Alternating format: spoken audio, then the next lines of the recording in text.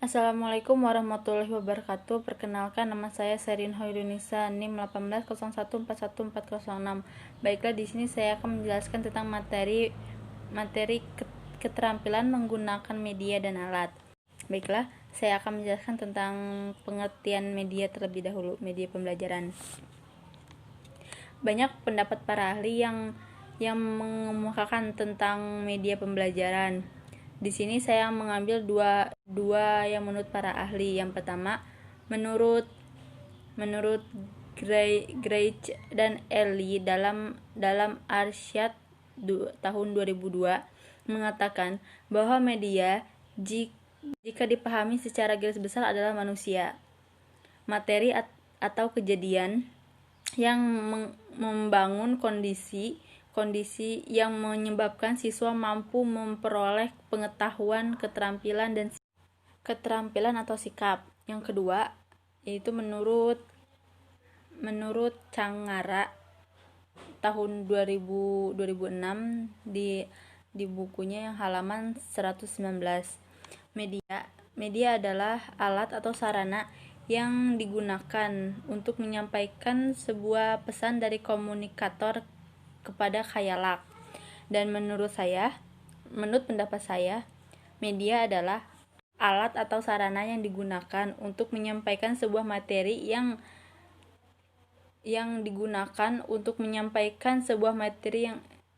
mengharuskan siswa mampu memahami sebuah pengetahuan, keterampilan, ataupun sikap.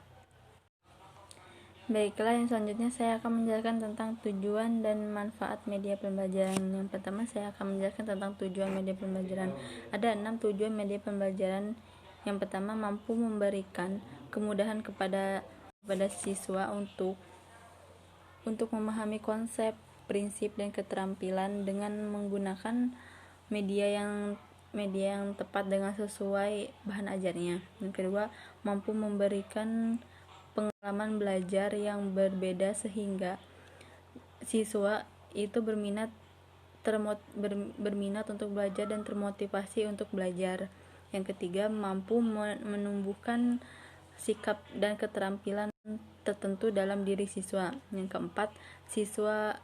keempat, mampu menciptakan suasana belajar yang menarik agar siswa tidak bosan untuk belajar. Yang kelima, mampu memperjelas informasi ataupun pesan pembelajaran.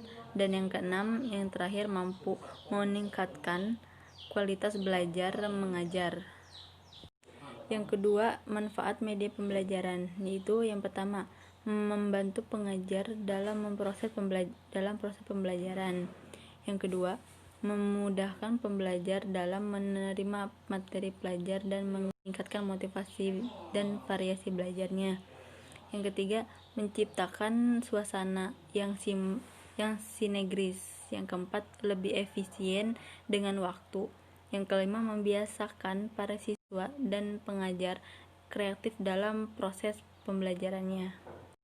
Baiklah, selanjutnya prinsip dalam kegunaan media pembelajaran. Ada 6 prinsip penggunaan media yang harus kita ketahui dan ditanam dalam proses pembelajaran mengajar.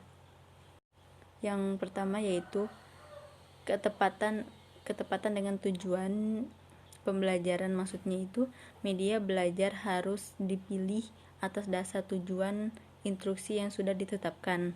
Yang kedua, dukungan terhadap isi bahan pembelajarannya. Maksudnya bahan pelajar ini bersifat fakta, prinsip, konsep, dan generalisasi. Perlu bantuan dari media agar siswa mudah memahaminya. Yang ketiga, kemudahan memperoleh media. Maksudnya media yang diperlukan mudah untuk diperolehnya. Yang keempat, keterampilan guru dalam menggunakan media. Maksudnya ini jenis media yang diperlukan untuk itu. Syarat utamanya adalah guru dapat menggunakan media tersebut dalam proses pembelajarannya. Yang kelima, tersedianya waktu atau untuk menggunakannya. Maksudnya media tersebut dapat bermanfaat bagi siswa saat pembelajaran dilakukan. Dan yang terakhir, yang keenam, sesuai taraf. berpikir siswa. Ini akan mampu membantu siswa agar dapat dipahami oleh siswa dengan kemampuan para siswa yang sesuai dengan tarafnya. Baiklah, selanjutnya jenis dan karakteristik media pembelajaran. Dalam setiap media pembelajaran memiliki karakteristik tersendiri. Karakteristik ini dapat dilihat dari kemampuan media pembelajaran untuk membangkitkan rangsangan indera penglihatan, pendengaran, perabaan, pencapaian, maupun penciuman. Berdasarkan tujuan praktis yang akan dicapai, media pembelajaran dapat dibedakan menjadi 3, yaitu yang pertama, media grafis, yaitu suatu jenis media yang memberi pesan dalam bentuk simbol komunikasi yang verbal. Yang kedua, media audio, yaitu suatu pesan yang disampaikan melalui pesan suara seperti video, radio, dan lain sebagainya yang menyangkut media audio. Yang ketiga, media proyeksi. Dia memiliki persamaan dengan media grafis dalam arti dapat menjadikan rangsangan visual. Selanjutnya, faktor-faktor yang dapat mempengaruhi media pembelajaran. Ada 5 faktor yang mempengaruhi. Yang pertama, tujuan instruksional yang ingin dicapai. Yang kedua, karakteristik siswa. Yang ketiga, jenis rangsangan belajar yang diinginkan seperti audio, visual, keadaan, latar atau lingkungan, dan gerakan diam. Yang keempat, ada apakah media siap pakai atau hanya media rancangan saja. Dan yang terakhir, kepraktisan dan ketahanan media. Baiklah, selanjutnya saya akan menjelaskan tentang pengertian alat pembelajaran. Ada beberapa menurut para ahli yang mengemukakan pendapatnya. Menurut Wijaya dan Rusia tahun 1994, yang dimaksud alat peraga pendidikan adalah media pendidikan berperan sebagai perangsang belajar dan dapat menumbuhkan motivasi belajar sehingga siswa tidak menjadi bosan dalam meraih tujuan pembelajaran. Sedangkan menurut Nasution tahun 1985, alat peraga pendidikan adalah alat pembantu dalam pengajaran agar efektif. Dan menurut pendapat saya, alat peraga pendidikan adalah suatu alat yang dapat membentuk proses pembelajaran supaya dalam pembelajaran itu berjalan dengan baik.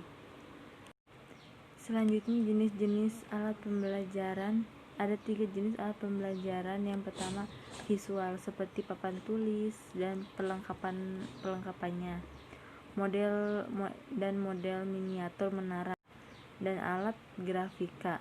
Yang kedua, audio, seperti radio dan rekaman. Dan yang ketiga itu audiovisual, seperti menggunakan VCD yang menyajikan sebuah gambar. Selanjutnya, tentang tujuan dan manfaat alat pembelajaran. Tujuan alat pembelajaran. Alat peraga memiliki tujuannya supaya proses pembelajaran lebih efektif. Alat peraga dapat memungkinkan lebih sesuai dengan siswa dalam belajar, dan alat peraga memiliki manfaatnya, yaitu menimbulkan minat sasaran pendidikan, mencapai sasaran yang baik dan lebih banyak lagi, dapat membantu mengatasi berbagai masalah atau hambatan proses pendidikan, serta membantu sarana pendidikan untuk belajar dengan cepat dan tepat. Selanjutnya, tentang prinsip pemilihan alat pembelajaran, yaitu alat yang dipilih harus sesuai dengan kematangan siswa atau pengalaman siswa. Alat yang dipilih harus tepat dan harus direncanakan terlebih dahulu dengan teliti. Dan yang terakhir, langkah-langkah penggunaan media dan alat pembelajaran. Yang pertama, tahap persiapan. Di sini tahap persiapan itu seperti kita membuat RPP, lalu mempelajari tujuan mempersiapkan materi, memilih media, berlatih menggunakan media, menyiapkan dan mengatur media, dan memastikan tempat belajarnya.